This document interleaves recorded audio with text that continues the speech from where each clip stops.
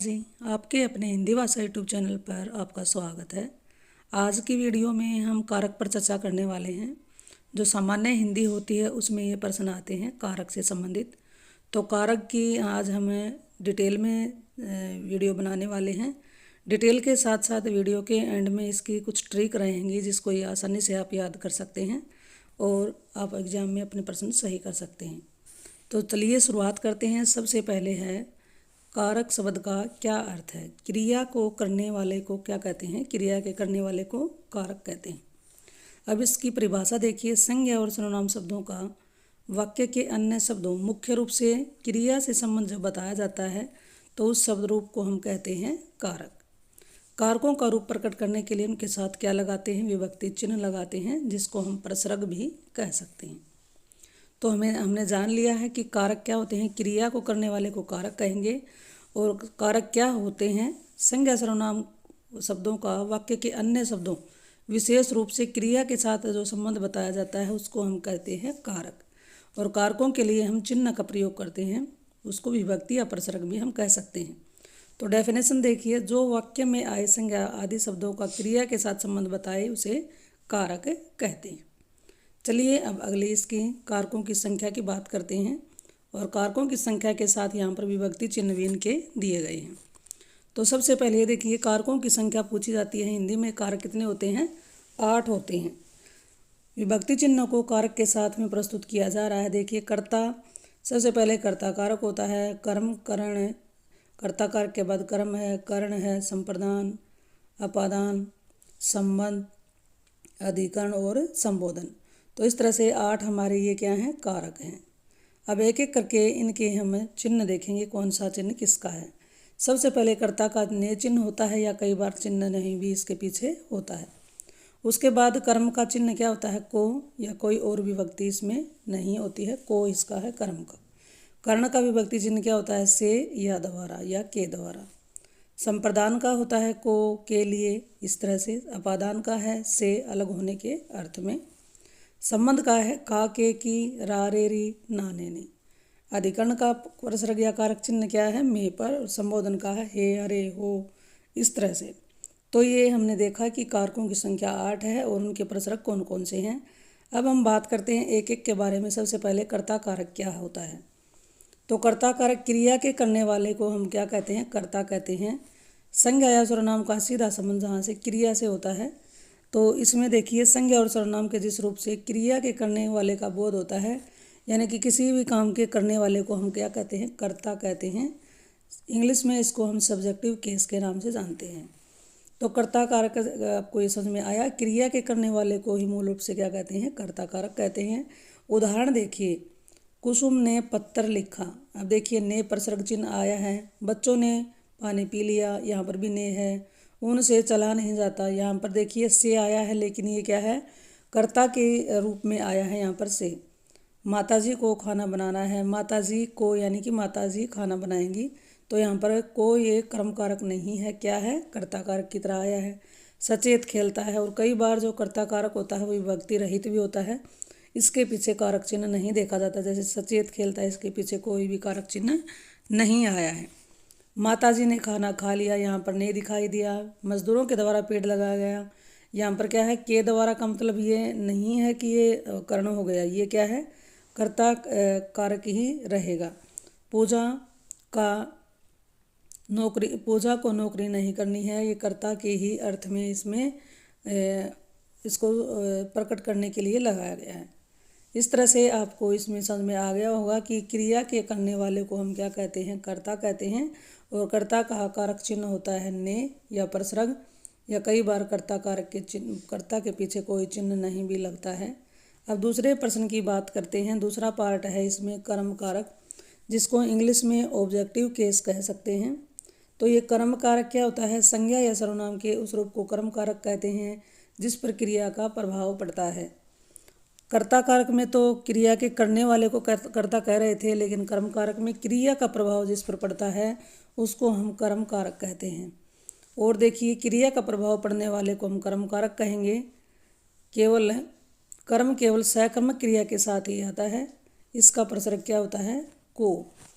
को का प्रयोग विशेष रूप से प्राणीवाचक संज्ञा के साथ ही होता है, यानी कि प्राणी के साथ ही को लगता है, सजीव वस्तुओं के साथ लगता है, निर्जीव के साथ नहीं लगता है को।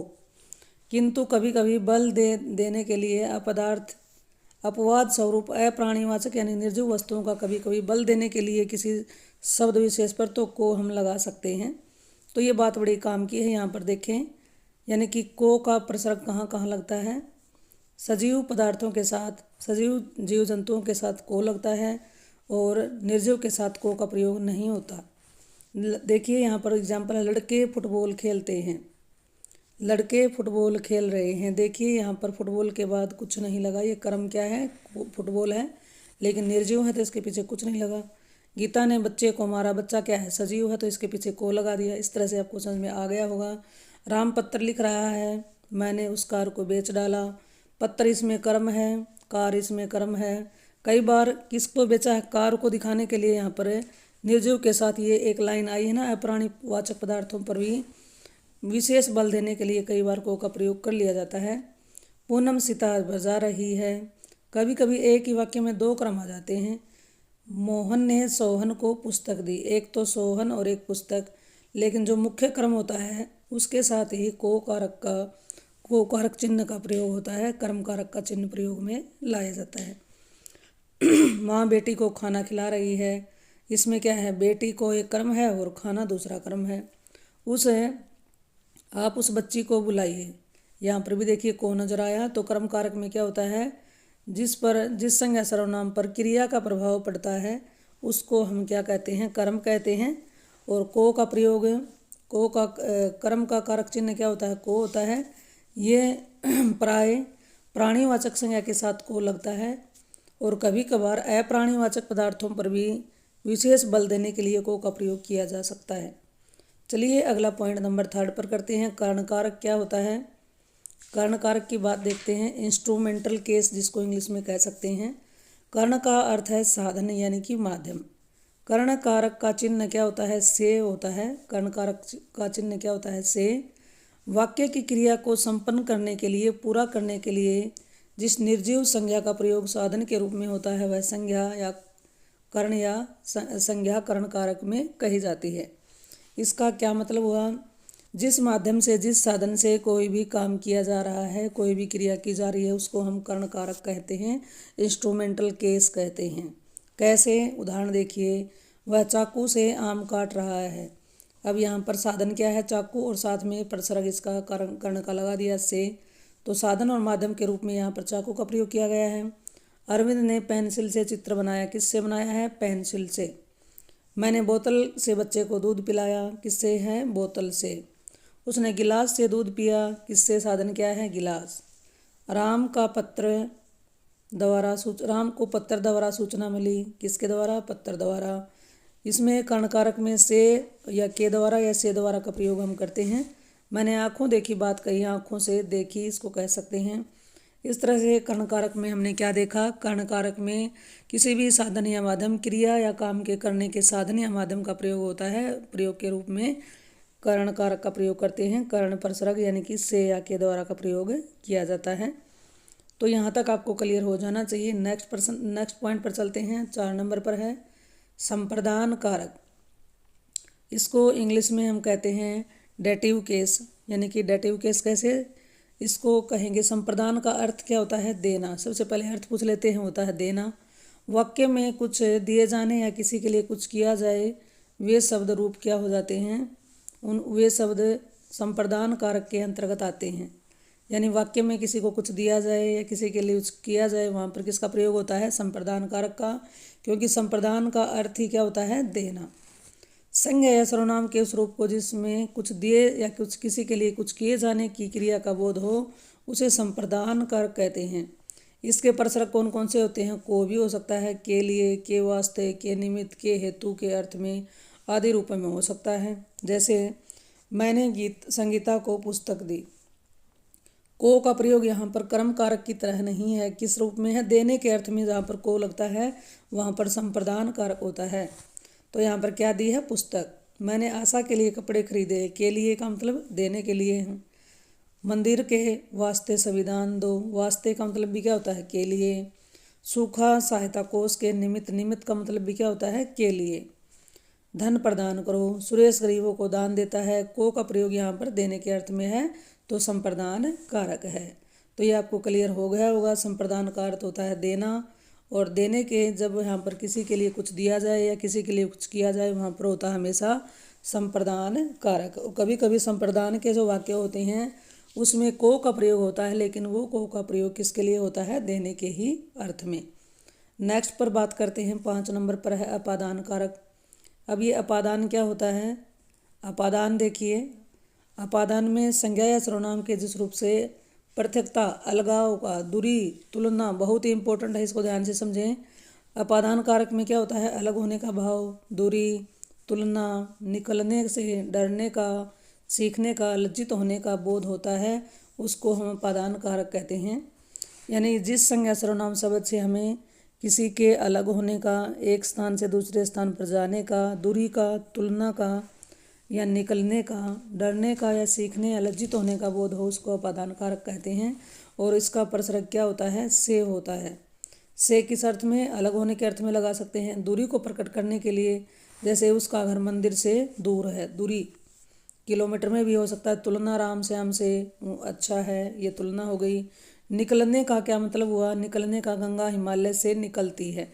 उत्पत्ति स्थल के बारे में बताना। डरने, वह सांप से डर गया, डरने का भाव। सीखने का, वह अध्यापक से पाठ सीख रहा है, सीखने का भाव। लज्जित होने का, ससुर बहू, यानी कि बहू ससुर से लजाती है, तो लजाने का भाव भी इसमें आ गया। इसी दृष्टि से ये इसमें से एग्जाम में प्रश्न पूछे गए हैं, बड़े ही इंपॉर्टेंट हैं। तो ये 4-5 पॉइंट आपको याद रख लेने चाहिए। अब आगे इसमें उदाहरण देखते हैं। जैसे कि सबसे पहले पृथकता का उदाहरण देखते हैं। पृथकता यानी कि अलग होने का भाव इसमें रहता है। अब अलग होने का कौन कौन सा? जैसे फूल पेड़ से गिर पड़ा। अब ये फूल कहाँ से अलग हो रहा है? पेड़ से। पेड़ से अलग होने का भाव है। गंगा हिमालय से निकलती है, ये उत्पत्ति स्थान है, इसका स्रोत है। छात्र गुरुजी से डरते हैं, ये डरने का भाव आ गया। मीरा बड़ों से शर्माती है, ये शर्माने का हो गया। वीर सिपाही से डरता है, चोर सिपाही से डरता है, ये डरने का भाव है। मेरा घर स्कूल से बहुत दूर है, ये किसकी है? दूरी प्रकट की जा रही है। सीता गीता से अच्छा गाती है, तुलना के रूप में आ गया। मैंने पिताजी से कविता लिखना सीखा, ये सीखने के अर्थ में आ गया। अपर्णा अपराजिता से चतुर है, ये तुलना है। मैं दिल्ली से इंदौर जा रहा हूँ, ये क्या है? अलग होने का भाव है। तो इस तरह से अपादान कारक में आपको समझ में आ जाना चाहिए। से का अर्थ होता है किस किस अर्थ में? पृथकता के, स्रोत में, डरने में, शर्माने में, दूरी के लिए, तुलना के लिए और सीखने के भाव के लिए। चलिए अगला है संबंध कारक, जिसको जेनेटिव केस के नाम से भी हम इंग्लिश में जान सकते हैं। यानी कि संज्ञा या सर्वनाम के जिस रूप से एक वस्तु का दूसरी वस्तु से संबंध का पता चले, संबंध ज्ञात हो, उसको संबंध कारक कहेंगे। इसका प्रसर्ग क्या है? का, के की, रा, रे, री और ना, ने, नी। उदाहरण देखिए, राम, यह राम का पुत्र है। यह किसका पुत्र है? राम का। यहाँ पर संबंध बताया गया है राम और पुत्र का। किसके द्वारा? का के द्वारा। यह सोमनाथ के मित्र की कार है। सोमनाथ और मित्र का संबंध बताया गया के द्वारा। मेरा भाई रो रहा है। भाई का और मेरा का संबंध किसने बताया है? मेरा। संबंध बताया गया यहाँ पर। वह अकेला वह अंकिता का भाई है। यहाँ पर भी क्या किसका है? संबंध बता रहा है अंकिता और भाई का। स्याही की दवात किसकी है? कौन सी दवात? स्याही की। वह पूनम की सहेली है। यहाँ पर भी इसके रिश्ता बताया है। वह तुम्हारे घर गया है। वह और घर का संबंध। कल तुम्हारा पत्र आया था। कल तुम्हारा पत्र, तुम्हारा संबंध, तुम्हारा और कल का, यहाँ पर कल और पत्र का संबंध किसने बताया है? तुम्हारा ने। इस तरह से इसमें हमने देख लेना है कि जहाँ पर भी एक व्यक्ति वस्तु का दूसरी व्यक्ति वस्तु से क्या बताया जाए? संबंध बताया जाता है संबंध कारक में। और बीच में हमें या तो का, के की नजर आते हैं, या रा, रे, री, या ना, ने, नी। चलिए अगले पर करते हैं चर्चा। अधिकरण कारक को लोकेटिव केस के नाम से हम जानते हैं। तो अधिकरण में संज्ञा सर्वनाम के जिस रूप से क्रिया के आधार का बोध होता है, यानी कि क्रिया के होने के आधार का पता चले, उसको अधिकरण कारक कहते हैं। इसका प्रसर्ग क्या होता है, में और पर। कई बार ऊपर भी हो जाता है, कई बार ऊपर और अंदर, ये दो शब्द भी आ जाते हैं कई कई बार, ऊपर या अंदर। उदाहरण देखते हैं इसका। उदाहरण है, हाथी जंगल में पाए जाते हैं। कहाँ पर, जंगल में चिन्ह दिखाई दिया। पुस्तकालय में बहुत सी पुस्तकें में है। अच्छा काम करने पर है, पुरस्कार मिलेगा। गिलास कुर्सी पर रख दो, पर आया है। अनिल घर पर सो रहा है, पर आया है। नेताजी के सम्मान में यह सभा हो रही है, में आ गया। घर के भीतर अभी आया है, भीतर बाहर, तो ये भी क्या है, अधिकरण के ही अंतर्गत आएगा। कुत्ता घर में है, में आ गया। मछली पानी में रहती है, में आ गया। घर के भीतर आइए, के भीतर, ये भी क्या है, अधिकरण है। तो बिल्कुल ही आसान सा है। अधिकरण में क्या होता है, क्रिया के होने के आधार का हमें पता चलता है, और प्रसर्ग हमारे लगते हैं में और पर। अब बात करते हैं संबोधन कारक यानी कि वोकेटिव केस की। इस हमारे कारकों में नंबर 8 पर है, यानी कि जिस शब्द से किसी को पुकारने, बुलाने, सुनाने या सावधान करने के भाव का बोध होता है, वहाँ पर संबोधन कारक होता है। जब किसी संज्ञा को संबोधित किया जाता है तब इस कारक का प्रयोग होता है। किसी को बुलाना हो, सुनाना हो, सावधान करना हो, पुकारना हो, तो हम संबोधन कारक का प्रयोग करते हैं। संबोधन संज्ञा शब्द के पहले प्राय विस्मयादिबोधक अव्यय हे, रे, आए, हरे इस तरह से लगते हैं। देखिए बिल्कुल आसान, अरे भाई, उसके बाद विस्मयादिबोधक चिन्ह लगता है। अरे भाई, झूठ बोलना पाप है। ए लड़की, कहाँ से आ रही हो। हे भगवान, इस संकट से उबार लो। अरे बच्चों, शोर मत मचाओ। बच्चों, खूब परिश्रम करो। अरे तुम किधर जा रहे हो। हेलो रमेश का क्या हाल है। हे प्रभु, मेरी रक्षा करें। इस तरह से हमने क्या देखा कि संबोधन कारक में हम किसी को जब संबोधित करते हैं, पुकार रहे हैं, बुला रहे हैं, या सुनाना है कुछ, या सावधान करना है, तो वहाँ पर किस कारक का प्रयोग होता है, किस कारक के चिन्ह का प्रयोग होता है, संबोधन कारक के चिन्ह वहाँ पर लगते हैं, और वहाँ पर संबोधन कारक होता है। इस तरह से हमने यहाँ पर हमारे हिंदी भाषा में जो कारक हैं उनकी कितनी संख्या है और वो कौन कौन से हैं, और उनके कौन कौन से वेरी इंपॉर्टेंट एग्जाम्पल हैं, वो हमने देख लिए हैं। अब हम यहाँ पर जानने वाले हैं लास्ट में कारक को याद करने की ट्रिक। अब ट्रिक देखिए, सबसे पहले है काइंड ऑफ केस। कारक को याद करने की ट्रिक है। सबसे पहले कर्ता कारक हमने क्या जाना था, क्रिया के करने वाले को क्या कहते हैं, कर्ता। इसका प्रसर्ग क्या होता है, इसके पीछे कई बार ने लगता है और कई बार नहीं लगता। अब पहचान देखिए, ये इम्पोर्टेंट बात है। पहचान का मतलब जब कर्ता के साथ हम क्या लगाएं, कौन या किसने लगाकर प्रश्न करते हैं, जो उत्तर आता है वो क्या होता है। अब कर्ता के साथ नहीं, क्रिया के साथ, क्रिया के साथ जब हम क्या लगाएं, कौन या किसने। क्रिया के साथ हम जब कौन या किसने क्या लगाते हैं, शब्द लगाते हैं, तो जो उत्तर प्राप्त होता है, तो जो उत्तर हमें मिलता है वो क्या कहलाता है, वो कर्ता कारक कहलाता है। जैसे कि यहाँ पर उदाहरण देखते हैं, सौरभ कार चला रहा है, तो कौन कार चला रहा है, ये लगाया, कौन चला रहा है, सौरभ। उत्तर आया तो क्या है, कर्ता है। सौरभ ने कार चलाई, यानी कि किसने लगा कर देखते हैं, किसने कार चलाई, सौरभ ने। तो दोनों ही तरह से हमने क्या देखा, क्रिया के साथ जब कौन और किसने लगाते हैं और प्रश्न जो में जो उत्तर आता है तो वो कर्ता कारक ही कहलाता है। दूसरा देखते हैं कर्म, जिस पर क्रिया का प्रभाव पड़े, फल पड़े। कैसे, जैसे कि क्रिया कर्म के साथ कई बार चिन्ह नहीं होता है तो क्या होता है, इसका को होता है। क्रिया के साथ क्या लगाएं या किसको लगाएं, और उसको क्या या किसको लगाने के बाद जो उत्तर मिले उसको कर्म कारक कहेंगे। जैसे कि अमिताभ कविता पढ़ता है, तो क्या पढ़ता है, कविता। उत्तर में आया है क्या लगाने के बाद, तो क्या है, ये कर्म है। पिताजी ने बेटी को बुलाया, किसको बुलाया, बेटी को। इस तरह से हम याद रख सकते हैं। अगला हमारा है इसमें कर्ण। कर्ण किसको कहते हैं, क्रिया। कर्ण क्रिया यानी कि कर्ण का क्या होता है, मतलब क्रिया करने का साधन। क्रिया के करने के साधन को हम कर्ण कहते हैं। इसके प्रसर्ग हमने पढ़े थे, से, के द्वारा या द्वारा होता है। अब क्रिया के साथ हम क्या, किससे या किसके द्वारा, क्या, किससे या किसके द्वारा लगाते हैं, जो उत्तर हमें मिलता है उसको हम कर्ण कारक कहेंगे। उदाहरण के तौर पर देखते हैं, रजनीश कार से ऑफिस जाता है। तो इनमें से देखिए जो सही स्टेबल लगता है उसी को हम सेलेक्ट कर सकते हैं। किससे जाता है, कार से। ये साधन है कार जाने का, साधन के रूप में भी याद रख सकते हैं। कोई भी कोई माध्यम या साधन होना चाहिए। राजेश ब्रश के द्वारा चित्रकारी करता है। किसके द्वारा करता है? ब्रश के द्वारा। ये क्या हो गया? करण हो गया। मैं कलम द्वारा लिखता हूँ। किसके द्वारा लिखता है? कलम द्वारा। इस तरह से हमने क्रिया के साथ जब क्या, किससे, किसके द्वारा प्रश्न किया और जो उत्तर हमें मिला उसको हम कर्ण कारक की पहचान के रूप में याद रख सकते हैं। अगला देखिए संप्रदान। संप्रदान का चिन्ह हमने पढ़ा था के लिए। या संप्रदान क्या होता है? जिसके लिए क्रिया की जाए, यानी कि देने के अर्थ में या किसी के करने के अर्थ में जो किया जाता है उसको हम संप्रदान कहेंगे। इसका चिन्ह क्या है? के लिए या को के अर्थ में। को का किस अर्थ में आता है? देने के अर्थ में। अब क्रिया के साथ हम लगाएंगे किसके लिए, किसको, किस अर्थ, किस निमित्त। क्रिया के साथ इन 4 शब्दों में से एक लगा कर देखते हैं, जो उत्तर आता है वो क्या होता है? संप्रदान कारक। जैसे सुमन माँ के लिए फल लाई। किसके लिए लाई? माँ के लिए। तो के लिए क्या है? संप्रदान है। अपर्णा ने आशा को साड़ी दी। ये क्या है? किसके लिए दी है? अपर्णा ने आशा को साड़ी दी। किसको दी है? अपर्णा को। किसके लिए दी है? आशा के लिए। तो आंसर इसका क्या रहेगा? आशा के लिए। को या आपका प्रयोग यहाँ पर है देने के अर्थ में, को का प्रयोग। अगला है जीने के अर्थ कब समझोगे।